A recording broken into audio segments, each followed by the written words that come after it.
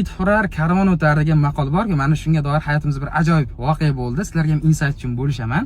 Hozir biz jamoam bilan Qo'qonga kelganmiz. O'tgan yili qo'qonlik quruvchi Umid aka Nazar boshchiligidagi Sabun qurilish kompaniyasi bilan hamkorlik boshlaganmiz. Xonadonlarni zapus qilib, sotish, marketing, sotuv bo'yicha ishni boshlashimizda bir ajoyib muammoga duch kelganmiz. Ya'ni, mana shu to'g'rimizda turgan o'sha loyiha o'rnida 2 qavatli, ma'nan eskirgan loyiha bo'lgan. Renovatsiya bo'ldida, o'rnida mana shu bino qurilishda boshlandi. Biz uni zapus qilib sotishni boshladik. Shunda bir ajoyib muammoga duch keldik.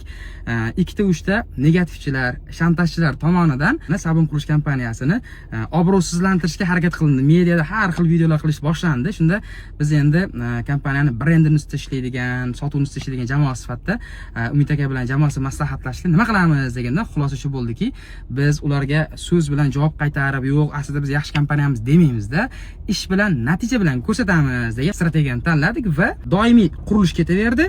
Doimiy uni qurilish ketayotganini ko'rsatib boshladik. Negativlar ham ketishni boshladi, boshqa bo'ldi. Mana 7 oydan sal oshiqroq vaqt ichida e'tibor bersangiz, mana 5, 6, mana 7-qavat ko'tarilib qo'ydi. Mana shiddat bilan qurilish ketyapti. 2 tagina zapusda o'zida 1000 ga yaqin xonadonni sotib tugatdik. Deyarli bu yerda hozir xonadonlar qolmagan. Mana endi Umid aka yangi 3 ta 4 ta bu yil uchun loyihalar boshlangan. Shuni hozir harakatidamiz. Xudo xolasa yaqinda Umid aka bilan buni ham e'lon qilib qolamiz. Biz zo'r loyihalar kutib turibdi oldinda. Nima xulosa bundan? Agar sizga kimdir tuhmat qilayotgan bo'lsa, ortiqcha shunaqa negativ qilayotgan bo'lsa, men aslida unaqa emasman, bunaqa deb so'z bilan isbotlashga harakat qilmangda. Ishni qilib ketavering, natijangizni ko'radi, odamlar o'zi jim bo'lib qolib ketaveradi.